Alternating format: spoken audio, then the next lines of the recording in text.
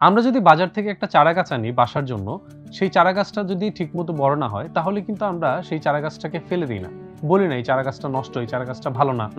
এই ধরনের কথা কিন্তু আমরা বলি না। আমরা চিন্তা করি সেই চারা গাছটি কেন বেড়ে উঠছে না। মেবি ওইটা প্রপারলি পানি পাচ্ছে না।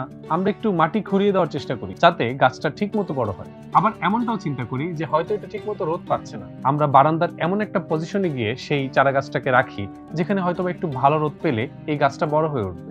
আমরা এমন সব চেষ্টা করি যতক্ষণ না পর্যন্ত সেই চারা গাছটা বেড়ে উঠছে।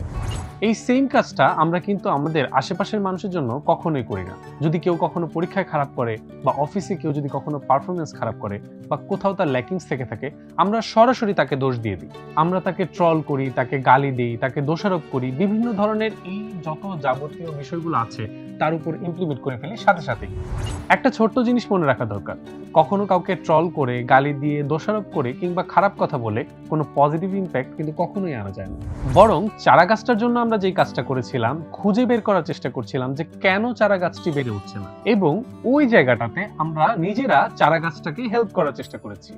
মানুষের ক্ষেত্রেও এই সেম কাজটা করা উচিত। তাদের সমস্যাটা অ্যাকচুয়ালি কোন জায়গায় হচ্ছে সেটা ফাইন্ড আউট করা উচিত। কেউ হয়তোবা কোনো একটা জায়গায় ভালো পারফরমেন্স করতে পারছে না। কেন পারছে না? হয়তোবা তার পারিবারিক কোনো সমস্যা থাকতে পারে, অথবা আর্থিক কোনো সংকটে থাকতে পারে, এছাড়াও তার নানা ধরনের সমস্যা থেকে থাকতে পারে। এই সকল বিষয়কে বোঝাটাই হচ্ছে এমপ্যাথি। আমরা সাধারণত বলি না সিম্প্যাথি, একটা দুঃখ পেলাম বা আমরা দুঃখটাকে শেয়ার করে নিলাম, এই ধরনের বিষয়টা যেখানে আসে, এটার উপরের লেভেলটাই হচ্ছে এমপ্যাথি। সে কেন পারছে না বিষয়টা অ্যাকচুয়ালি বোঝা। আপনি যদি এভাবে চিন্তা করেন যে আসলে আপনি যদি সেই বিপদটাতে পড়তেন তাহলে আপনার কেমন লাগতো, বা আপনি কিভাবে ফিল করতেন, কিভাবে কাজ করতেন, সেই বিষয়টাকে জানতে পারাই হচ্ছে এমপ্যাথি। আমরা বুঝতে পারলাম এমপ্যাথি কি যখন আমরা আরেকটা মানুষের কষ্ট বুঝতে পারবো এবং জানতে পারবো এবং ফাইন্ড আউট করতে পারবো যে অ্যাকচুয়ালি তাদের সমস্যাটা কোথায় হচ্ছে, তখন আমরা একসাথে গ্রো করতে পারবো এবং তাদের গ্রো এর পয়েন্ট হতে পারবো। তো আমরা আজকে মনে রাখি, আমরা সেই ছোট্ট চারা গাছটির জন্য যা করেছিলাম, আমরা আমাদের আশেপাশের মানুষের জন্য সেই কাজগুলোই করব।